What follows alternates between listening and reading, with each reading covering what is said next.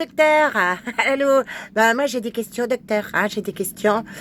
Si tu vas chez ton garagiste et que quelques jours après ta vidange, ta voiture fait des pétarades, tu vois, fait de la fumée noire, est-ce que tu retournes te plaindre à ton garagiste? Oui? Ah ben oui, c'est normal.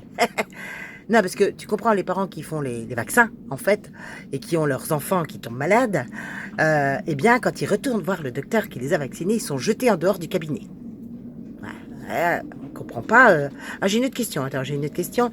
Si le garagiste répare ta voiture, est-ce qu'il peut te remettre la même huile? Oui, parce que lui, il est intelligent, tu vois. Il va sûrement se dire, par exemple, il va appeler son revendeur et dire, attends, j'ai un problème avec ton huile. Tu m'as vendu une huile, c'est de la dope, ton huile. Les voitures, les gars reviennent, il y a de l'huile, ça fume. Donc, il risque de changer de revendeur. Comme toi, tu changerais de labo si tu avais un problème, j'imagine. Ou en tout cas, tu irais voir, tu te poserais des questions. Tu te dirais, il y a quand même un danger, il y a quand même un truc. Enfin, en tout cas, lui, il va pas laisser ça comme ça. Surtout si de plus en plus de voitures reviennent le voir en pétaradant ou en faisant de la fumée noire. Alors, la question que je me pose, en fait, docteur, c'est pourquoi toi, tu continues et que tu n'en fais pas autant avec les labos?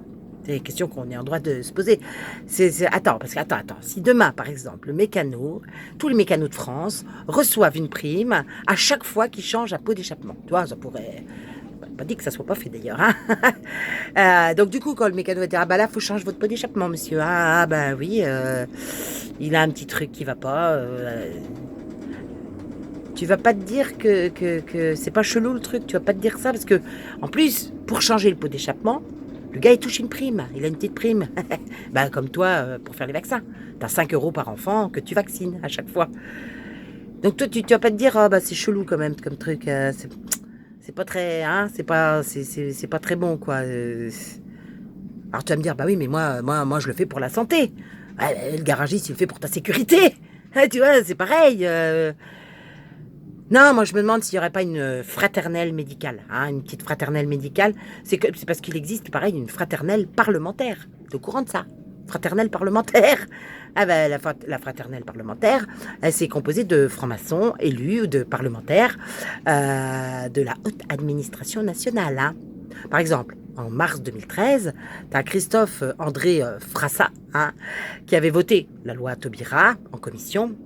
Parce que il avait voté la loi Taubira qui était favorable à la dénaturation du mariage. Mais par contre, il a déclaré qu'il n'était pas d'accord parce qu'il craignait la PMA et la GPA. On est en plein dedans. Alors, il a été initié, lui, en 2002, au sein de la loge parisienne Tétis, qui appartenait au Grand Orient de France. Et la fraternelle parlementaire, quand même, je t'explique, qui a réuni 410 membres de toute obédience, dont 150 députés, sénateurs, voire jusqu'à 300. C'est un État dans l'État, c'est comme ça. C'est parce que quand tu vois l'état de ton pays et l'état du monde, tu te dis que l'État de corrompus ont une responsabilité d'État dans tous les domaines. C'est un tas de domaines contrôlent ce même État. Il serait peut-être temps qu'on reprenne les manettes de l'État, de non-droit, qu'ils ont mis en place pour les non-initiés, c'est-à-dire nous, les sans-dents. Je sais pas si tu vois le beans, docteur, quand même.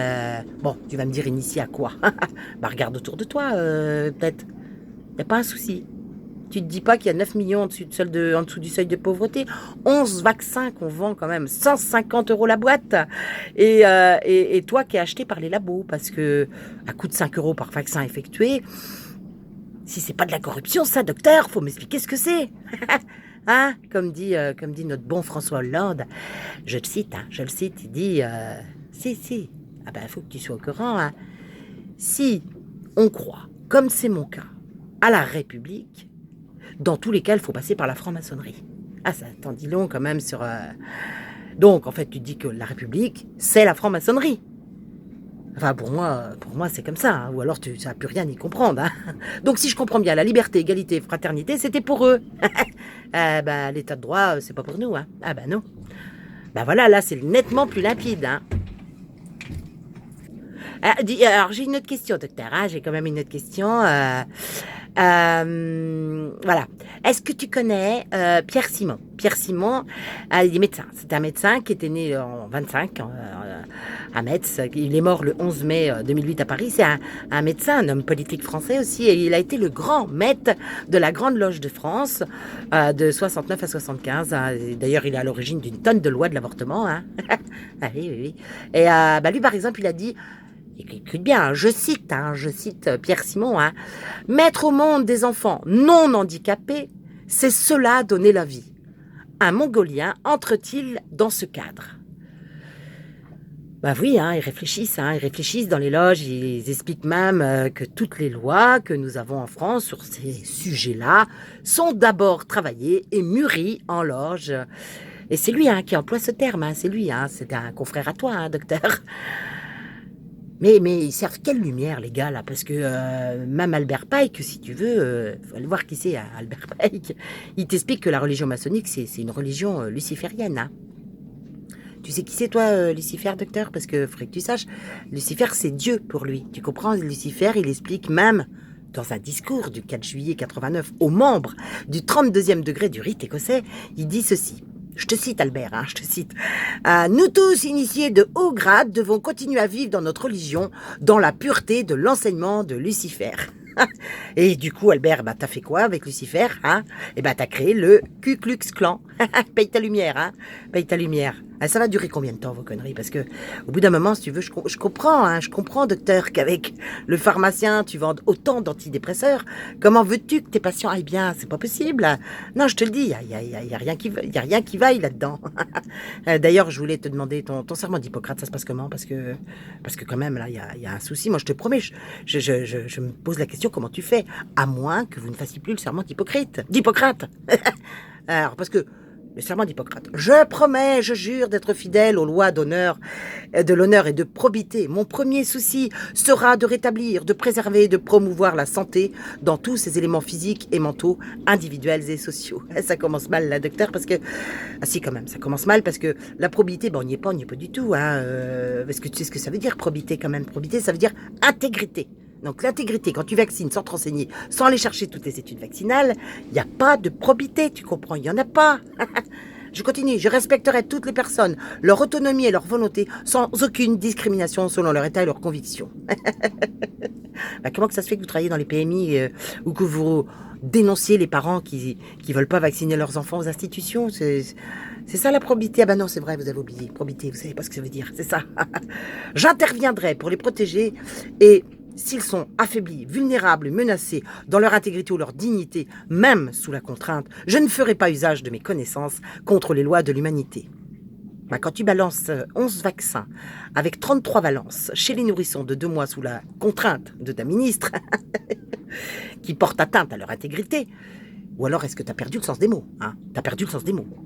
J'informerai les patients des décisions envisagées, de leurs raisons et de leurs conséquences. J'informerai pourquoi les parents ils savent pas que les vaccins sont dangereux. Pourquoi tu lis pas la notice toi-même déjà du vaccin, tu vois? Pourquoi tu ne dis pas au labo j'ai des accidents vaccinaux, il y en a de plus en plus.